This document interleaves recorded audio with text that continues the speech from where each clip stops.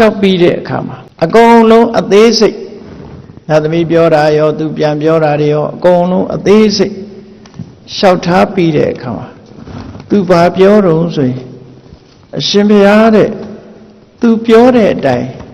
တကယ်ဆိုလို့ရှိရင်ဒီနတ်သမီးဟာအခုဒီနားမှာရောက်နေလောက်ပါပြီတဲ့သူလာမယ်လို့ပြောပါတယ်တဲ့သူပြောတဲ့စကားအမှန်တိုင်းဆိုလို့ရှိရင်သူဟာဒီနားအနီးနားမှာရောက်နေလောက်ပါပြီလို့ဘုရားကိုရှောက်လိုက်တဲ့အချိန်မှာဟိုကနတ်သမီးကပု္ပ္ပာဘိက္ခုယမန္တပတ္တာအရှင်ဘုရားမေးပါတပည့်တော်ရောက်နေပါပြီလို့ပြောတယ်နော်အဲ့တော့နတ်ဆိုတာမမြင်ရဘူးလေသူကလှမ်းပြီးတော့အတန်မေးတယ်အရှင်ဘုရားမေးလိုက်ပါတပည့်တော်ရောက်နေပါပြီအစဉ်သင်ရောက်နေပါပြီလို့ပြောတယ်အဲ့ဒီကြတော့မြတ်စွာဘုရားသခင်ကိုရောမြတ်ကဒီရှင်သမိတ္တိရဲ့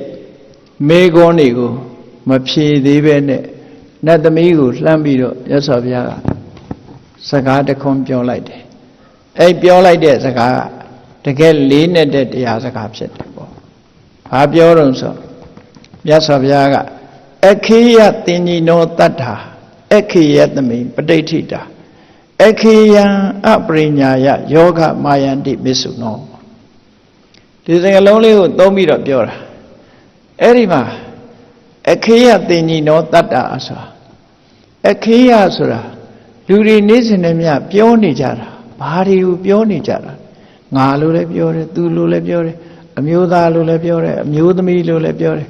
လူတွေတယောက်နဲ့တယောက်နာမည်တွေမျိုးမျိုးပေးပြီးတော့ပြောနေကြတာခန္ဓာ၅ပါးပဲတဲ့အဲ့ဒီခန္ဓာ၅ပါးကိုပြောနေကြတဲ့အထင်ပဲခန္ဓာ၅ပါးအပေါ်မှာတရားတယောက်အနေနဲ့သုံးဆွဲပြီးတော့ပြောနေကြတာတဲ့တရားတို့ပုဂ္ဂိုလ်တရားအနေအမှတ်ထင်ပြီးတော့ပြောနေကြတယ်အခေယသမိပဋိဋ္ဌိတာ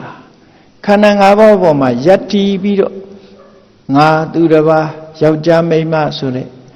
ဒီအထင်နေအမြင်နေနဲ့ပြောပြီးတော့နေကြတာအဲ့ဒီလိုလူစကားပြောเสียဖြစ်တဲ့ခန္ဓာ၅ပါး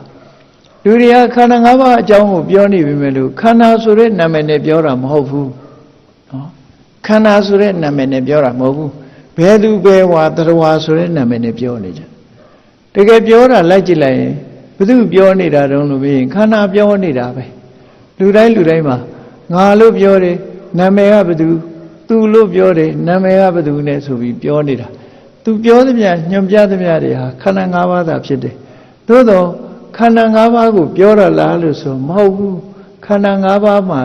မိပြီးတော့ဖြစ်ပေါ်နေတဲ့ပုဂ္ဂိုလ်တရားကိုသာရည်ညွှန်းပြောနေတာ